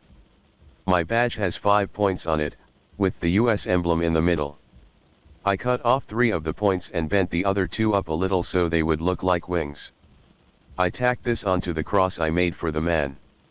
I spent another night in Leon's cave, thinking about the events of the past few days. Not much of it made sense, but then again, the death of a decent man rarely made sense. Before making my way down the mountain, I stood by Leon's grave, wondering where he was right now. He said he'd be with the old ones, and I hoped he was. Speaking to people from the trees seemed like something he would enjoy. If you ever decide to talk to me from those tree branches you kept yammerin' about, at least tell me something useful. I looked around, feeling foolish talking to a man who was under the dirt. I bent down and cleared a few leaves off of his grave. I wish I had known you better, my friend. Sorry to see you go. I walked away, a few tears in my eyes and a heart full of misgivings about how life came and went. Even the leaves were dying by the thousands, scattered and scattering around me, little drops of lifelessness where, just a few minutes earlier, there had been life. Death, it seems, is always near at hand. Story 8. After almost a half-century, I finally convinced my mother to sell the family home and move into assisted living. That my mother was 95, while my firstborn was dead, was a cruel irony that has haunted me for decades. When she was finally settled into her new home, I had to face the thankless chore of emptying the contents of her house so it could be put up for sale. When I pulled the junk drawer out from under the cabinet, an envelope fluttered to the floor. I placed the drawer onto of the cabinet and bent down to pick it up. The legal size envelope was addressed to me, at my old address from 40 years ago. I wondered why it was here in my mother's house. Reluctantly, I opened the yellowed flap and pulled out the single white page. I immediately recognized the handwriting. Had my mother intercepted the letter? Had Grace asked her to mail it for her? Had she read contents? I put those questions aside and began to read. May 31st, 1984. Husband. Almost started my letter, my love, but do not love you anymore, cannot love you anymore, not after what has happened. Before my letter gets to you, the cops may have already contacted you about baby Susan's death and how she drowned. How her body was found on the large green ottoman under her Pokemon blanket. Although the facts are unknown, the truths are clear. Blame me for the murder of a defenseless 22-month-old baby. Why? You wonder. Can't say, but there are reasons, vague and well known, that led me on. Let me hear. She hadn't been naughty, as when she broke the crystal vase my mother gave us when we wed. Or when she dumped grape jelly on the carpet. The blotch left shows as an eyesore. Or when she peed her pants on the seat of our new car. Those acts hardly ever bothered me. We never even spanked her, just not done nowadays. Today was just as any other day after you left for work. Showered, got dressed, not just dressed, dressed up, because forgot, even after 2 years, not to prepare for work, but to be a stay-at-home mom. Changed back to blue jeans and tank top. Susan waddled from hallway to our breakfast nook. After breakfast, placed on the sofa to watch game shows, as all my energy went to scrub, wash, clean, and vacuum. Every now and then an ad from my past, one created by me, would play over the TV. However, most of the adverts now are new real junk that never would have been allowed on my watch. Anyway, by 2 o'clock, Susan was restless, so we went to the park. She had her Care Bear and Cabbage Patch dolls to amuse her. We stayed at the park for about an hour. Moms talked about the latest fads and thumbed through a copy of Red Book as Susan and Sean scooped sand from Sandbox and played patty cake. My old L-Eggs ad was on page 27. All of a sudden, 3-year-old Sean pushed Susan from the sandbox to a nearby mud puddle. Sean's mom screamed, "Sean, you behave, or you'll get spanked." "No, don't, Susan gets messy every day," was my response. We soon left for home. A bath was followed by a shower to get her mud-caked curls clean. After her bath she watched Bugs Bunny cartoons and Jell-O ads. Then came my own bubble bath soak, to calm my nerves. "Go potty," she entered the bathroom. "Come here, my sweetheart." Total trust shone from her face as she approached me. My pull and then push underwater was gentle, no struggle from her. After a spell, an hour or two, Susan was scooped out of the tub, wrapped up, replaced on the sofa. TV turned off. Cops know the rest and have told you what they found by now. You may ask me, any regrets or sorrow, or remorse? What a senseless query, as was never a matter of foul play. Only the necessary act. A mother's love. Look at the world on the news, murders, rapes, outrages of all sorts, and our Susan up to heaven a better result than our mortal world. Now fear does not lurk around corners. All threats to our daughter are gone. My act was not lawless, but provoked by pure love, care, concern. The future offers no comfort or assurance of days, months, or years to come. Only fear and tremors that push out joy. What a person feels from a monstrous act should be regret, but all scruples evaporate, doubts are gone. You should have qualms about what you have done, but you don't. The act becomes part of the day, as normal as any other act on any other day. You relax. What has hovered over you, now gone a solace of sorts. Once you get my letter, no trace of me anymore. Gone. But where, you ask? Nowhere around, not any place you would know. No place you would ever move. You and Susan forgotten by me. Memory. Just an unaffordable luxury to my presence. No searches, nor a trace of me. You and the cops won't get to me. Travels take many forms, not by plane, or car, or boat, nor tracks or lakes. The easy way out, far beyond you, far beyond our dead daughter, was my only escape. Severance from a world of constant sorrow and dread to a better place. Off to a place perhaps where our daughter now stays, but probably not, she above and me below. Now, you are here alone, unable to understand the why or the how. Can a murderess be a mother, a partner, a daughter, a whole person? Does one flaw demarcate me? Not a bad person, rather a confused one who had to choose what she felt was the best, but not for me, for her. Can you understand why? Can you absolve me of my act of ardor, understand the deed as love? My dearest husband, blame me as you must. Curse me out, demand my arrest. The most severe penalty does not end what occurred, only hatred from you deserved and accepted. Please know my love for you does go on, an unshakable fact, regardless of your own conduct that wounded my very soul long before my act. You are allowed to transgress any number of ways, as men do, no penance handed out. Everyone cheats. Everyone makes up an alternate truth. These offenses occur and no consequence, they are actually accepted by our culture. However, the release of those who suffer to an alternate way, free of mortal stress, demands a response of abuse. No matter the why or wherefore, one's true goal as she longs for alternate ways to cope.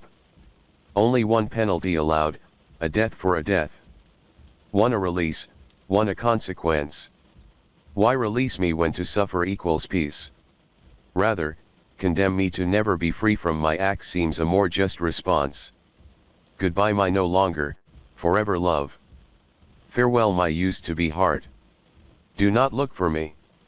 Once found, my mask removed, only regret endures. From the bottom of my heart. Grace. Story 9. That's him. I'm sure of it, Lane whispers. Caleb glances at the bearded, heavy-set man in the black fedora sitting alone in the back of the bar. Nursing a draft, the man's obsidian eyes scan the room. The four other soused patrons watching a soccer game are unaware they could be in imminent danger. Same unibrow, Lane utters quietly. The jagged teeth, the humped back. His right hand still shakes from that bullet he took at the Battle of Numur. It's definitely the shark, Caleb. Carl the shark. Nimitz's malignant stare preys on Caleb. He's made us, Caleb realizes. Caleb and Lane rush toward Nimitz, who bolts for the door, sprinting up the dimly lit, grimy street. He's got a lot of zip for a 66-year-old fugitive, Lane pants as he and Caleb give chase. I hope he isn't armed. Nimitz stops. Turning, he fires a lugger at the two agents. So much for hope, Lane comments. Nimitz darts away, narrowly avoiding a speeding cab as he runs across the street. Caleb outdistances his less conditioned partner, gaining on Nimitz. His tall physique sharpened from years of competing in 25K marathons, Caleb crosses the assistant chief of the Bonham War Crimes Commission and has personally tracked down a dozen Malum war criminals. He doesn't care if he brings them to justice dead or alive. With a bad comb-over and an encroaching gut, his partner, Lane Lively, is known for his critical thinking and adaptability. Nimitz bolts down a blind alley.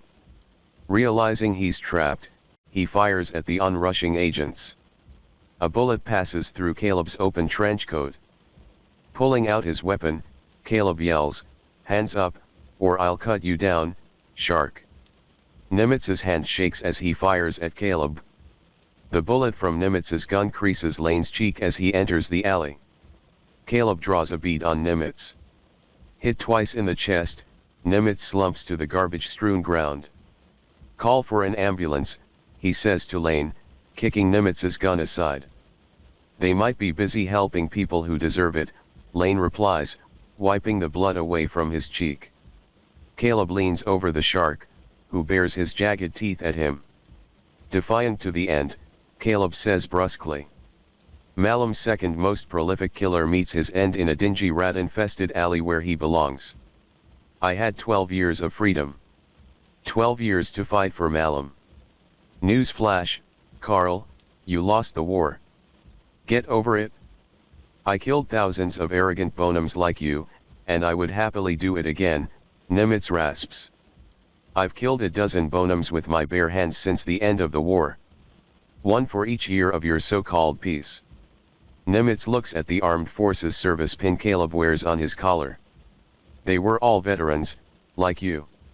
My proudest moment in the war was killing 2,000 bonham soldiers. We caught them in a perfect crossfire from 2 hills as they came through a chasm. It was like shooting skeet. And I'm good at skeet.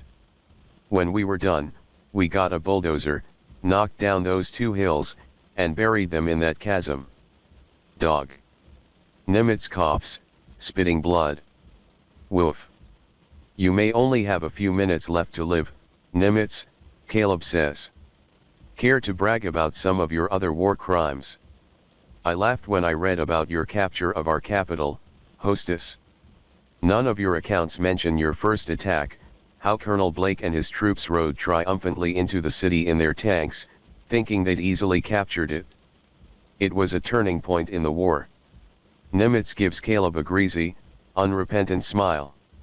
You took the city the second time you attacked. Your propaganda machine never mentioned that the first time you entered the Hostess, my troops, dressed as peasants, slaughtered half of Colonel Blake's army. Enraged, Caleb presses his gun against Nimitz's forehead.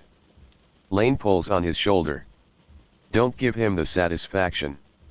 Still boasting of your savagery, shark, even as you face death. Your war against us failed, Nimitz.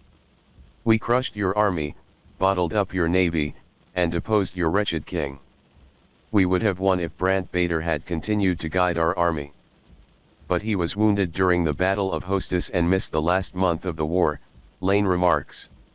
And you made the mistake of replacing him with Elgin Reichert, a coward with no battle experience. He lost the war in one afternoon. Caleb leans into Nimitz, pressing his knee against his chest so hard that blood spurts from his wounds. An approaching ambulance's siren draws nearer. Where is Brant Bader? Where's the butcher? Safe. Looks like you'll live to collect 3 meals a day in a 6 by 8 foot cell. What a waste of breath.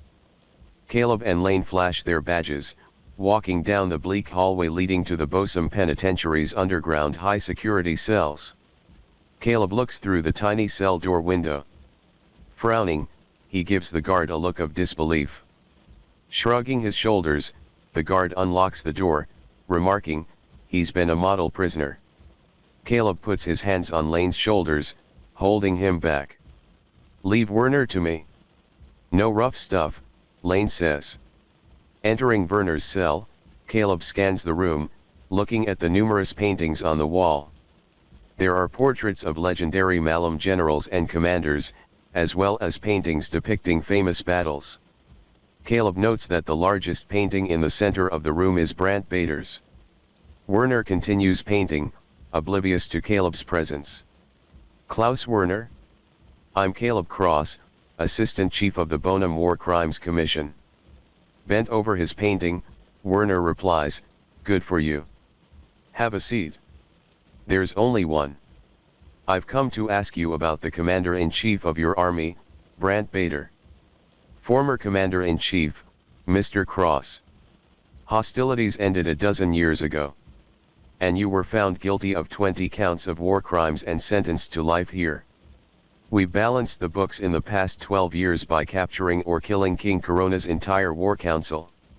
We neutralized Karl Nimitz 3 days ago. Good. He was a monster, a psychopath who scared other psychopaths. He was also one of King Corona's most faithful and efficient commanders. There's only one left, and I want him. Werner stops in mid-stroke, turning to face Cal. Wearing a pair of granny glasses, his hair and mustache turned silver from age, Werner looks more like a kindly professor than the business czar who oversaw Malam's factories, arms production, and slave labor. There are soldiers, and there are followers, and then there are fanatics, Werner says. Unfortunately, King Corona's high command was full of the latter. Caleb points at Brandt's painting. Best exemplified by Bader the Butcher. He had his men walk through churches with flamethrowers, put old men's heads on pikes, and napalmed nurseries. Werner stiffens, placing his brush on the easel. I won't help you kill him. Aiding and abetting a war criminal is punishable by death. Death and I are old friends, and you would be doing me a favor if you ended my stay in this suffocating box. Where's the butcher? You're acting like we're pen pals. I haven't seen or talked to him in 12 years. The war is over. Enjoy the peace. Not as long as he's a free man. Maybe he should stay free. There wouldn't have been prison camps for the Bonum if not for Bader. Your men would have just been slaughtered. He saved 1 million Bonum soldiers' lives. He also interrogated wounded Bonum soldiers by injecting their hearts with gasoline. It's been said that when he got bored, he would time his victims' deaths with a stopwatch. An exaggeration.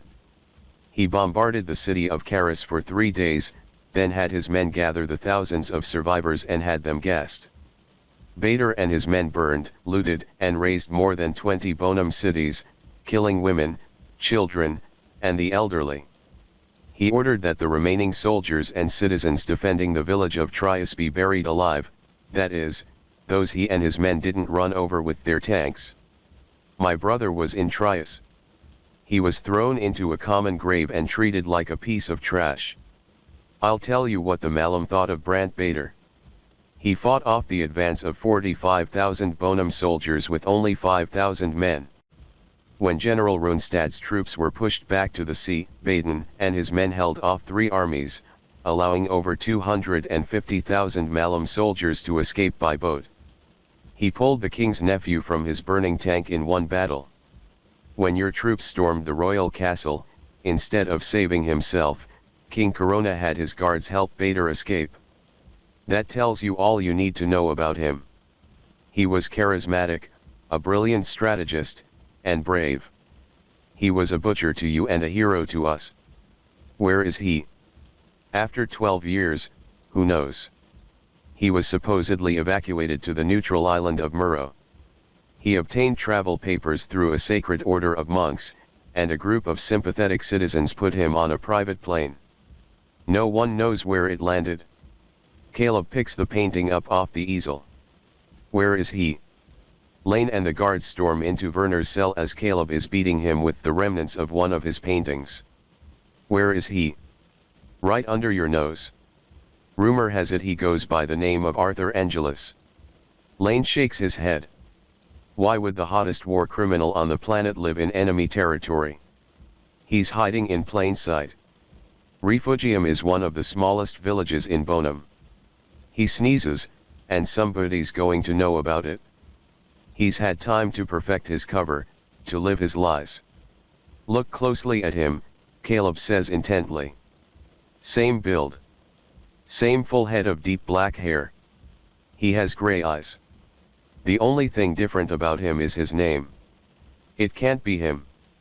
Think about it. The man who started his day by shooting a dozen Bonum prisoners is now helping his neighbor plant tomatoes. He can try to hide beneath a mask of benevolence. He can't escape his past, Caleb counters. But look at him.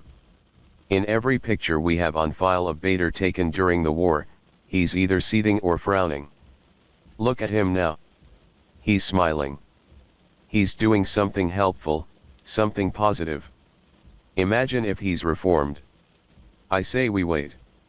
We have to find out more of what he's been up to for the past 12 years. I don't care if he's been the Pope's caddy. He killed my brother and slaughtered thousands of other Bonum soldiers. Don't make this personal, Caleb. It's too late for that. The agents wait for Angelus to go inside, then approach his neighbor, Turge Supperlake. With a withered right arm and a scar that runs from his forehead to his chin, Turge Supperlake appears to be a former Bonum soldier, a man who would befriend Arthur Angelus but hardly the type of man who could stand to breathe the same air as Brant the Butcher Bader. Arthur has been a great neighbor and a pillar of the community. In the past 12 years, he's been a Boy Scout troop leader, volunteered to deliver meals to seniors, and coached Little League, Supperlake says. Why are you asking about him? Lane clears his throat. Mr. Angelus may have witnessed an accident. Before we ask him to give a statement, we want to know what type of guy he is. It's just a routine background check. I'm happy to be a character witness for Arthur Angelus, Supperlake says. He's one of the finest people I've ever met. Lane sips a frappuccino, cringing at the number of positive news clips he's collected about Arthur Angelus. Caleb bursts into the squad room, his teeth on edge, snorting angrily. He throws the latest edition of the Refugium Register on Lane's desk. Check the obituary section. Lane nearly spits his coffee back up. The gardener, Turge Supperlake, Bader's neighbor. He's dead? You don't think? Of course, Bader killed him. He knows we're closing the net around him. But why kill someone who speaks so highly of you? Why kill a friend? The butcher has no friends. Keep your distance, Caleb cautions as they follow Arthur Angelus down the street.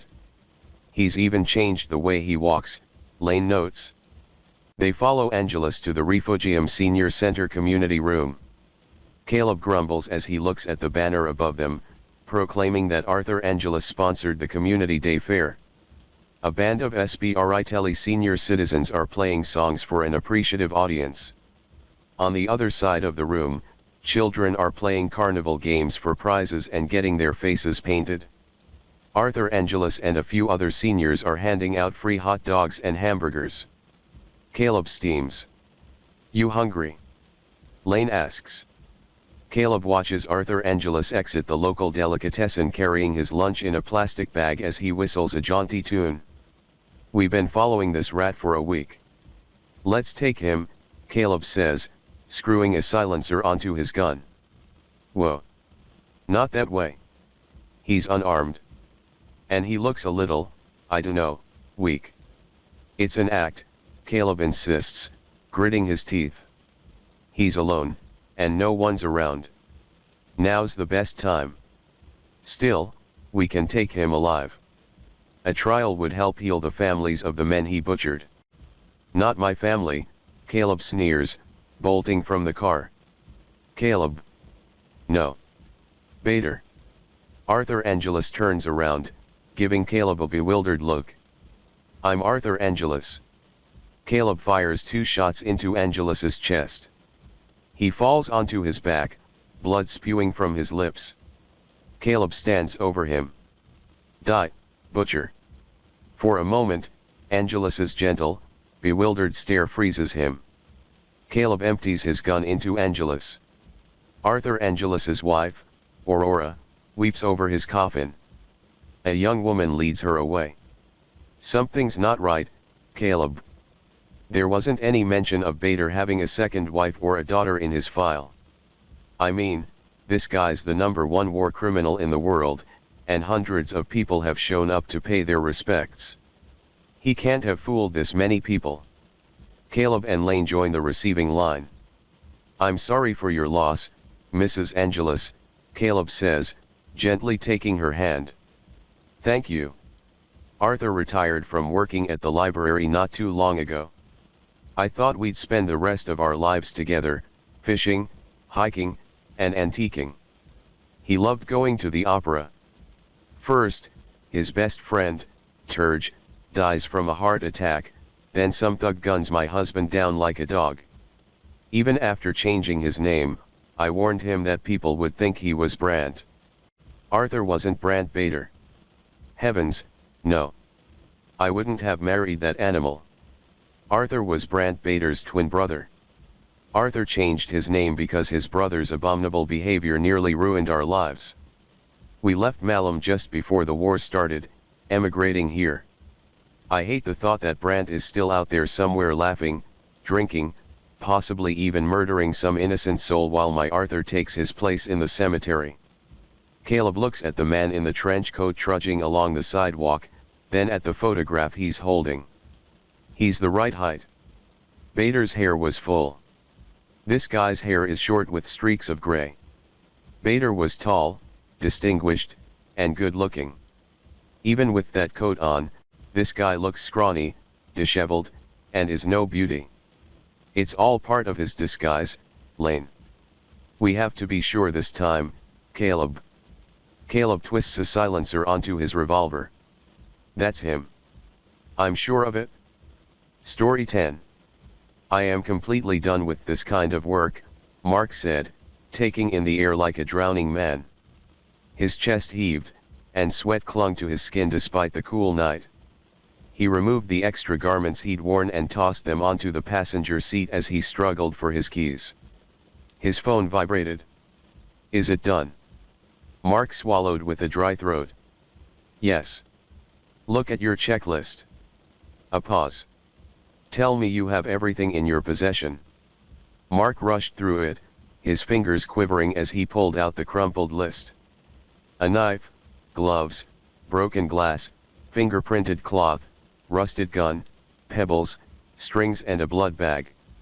They are all here. Silence. A strong inhalation is heard from the opposite end. Agent Mark.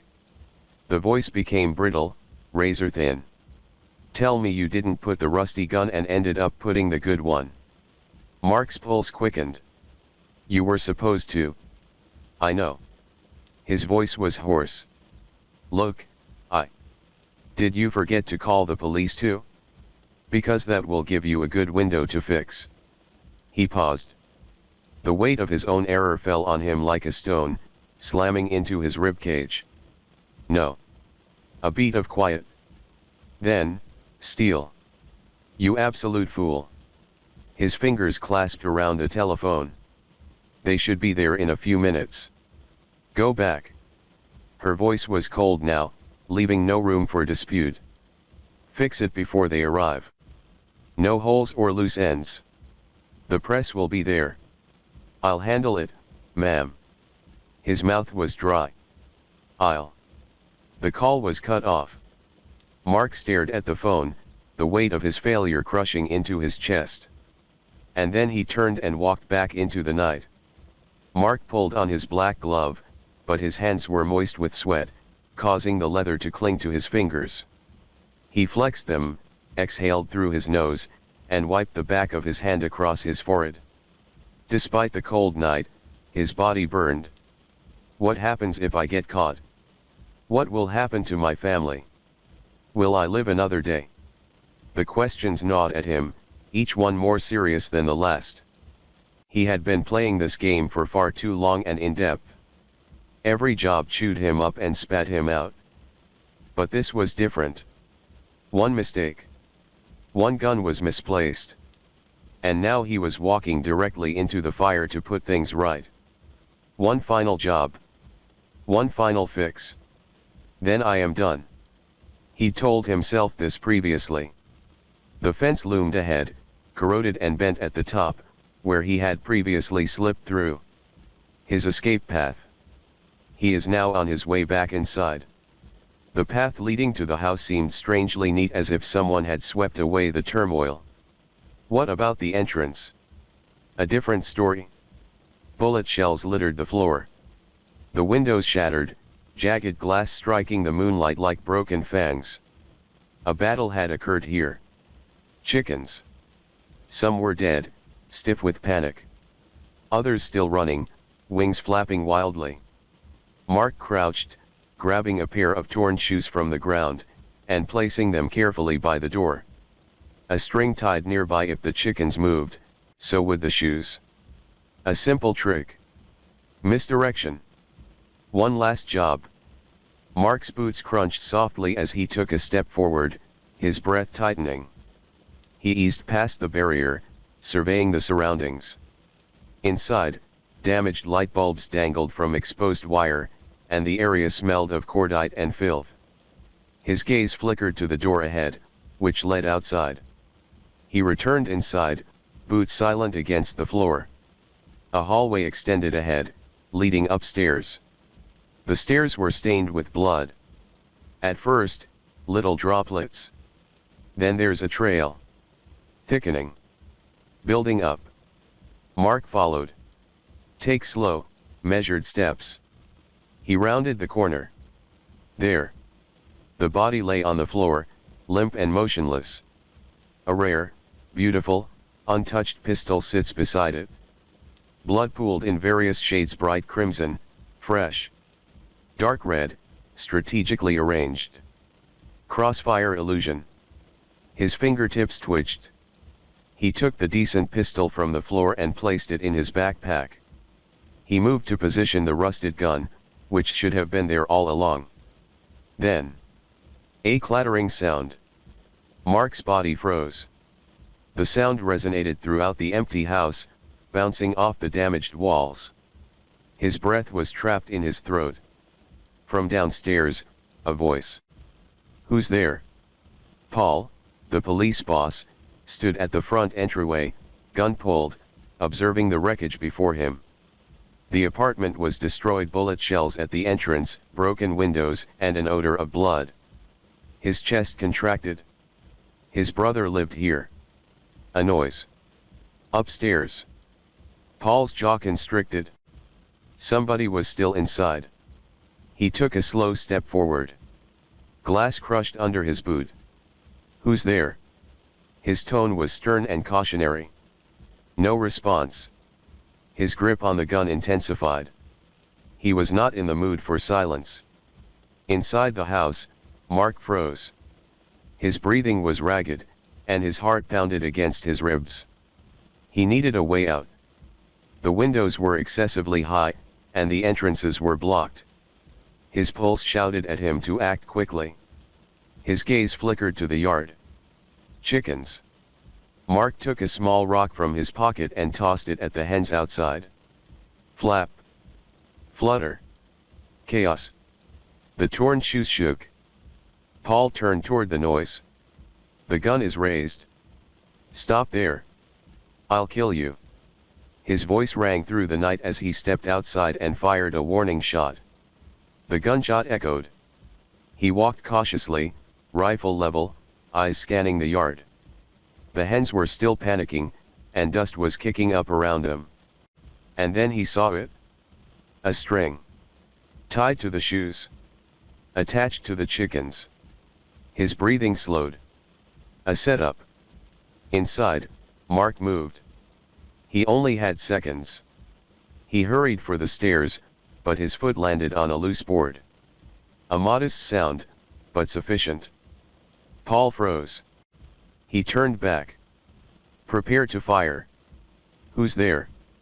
His voice was now low and controlled. Measured. Mark pressed himself against the hallway wall. His hands were wet from sweat. His lungs pleaded for oxygen. Paul was closing in. Step by step. In a few more seconds, he'd turn the corner. Mark's thoughts raced. Another trick. His hands found a string. He yanked. An upstairs door slammed shut. Paul turned toward the noise. Mark moved. Paul's boots struck the stairs, but he stopped. His eyes caught something. Another string. He breathed slowly. More misdirection. He pretended to be climbing by making footsteps. He needed the bastard to believe it. If you're up there, now is the time to come out. He reached for the string and pulled. The door swings open.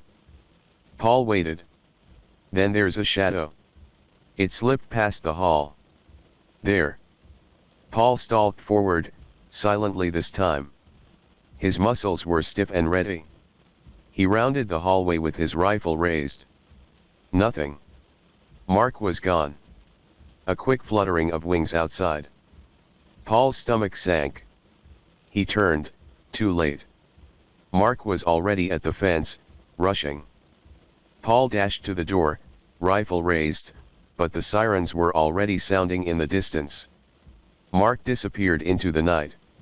He scrambled for his phone, hands trembling. He pressed it to his ear. "The job is done," he murmured.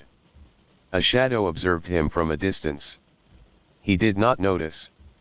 Mark breathed sharply. His fingers had curled into fists. His heartbeat refused to slow.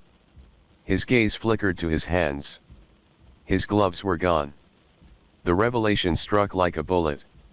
Mark gulped hard.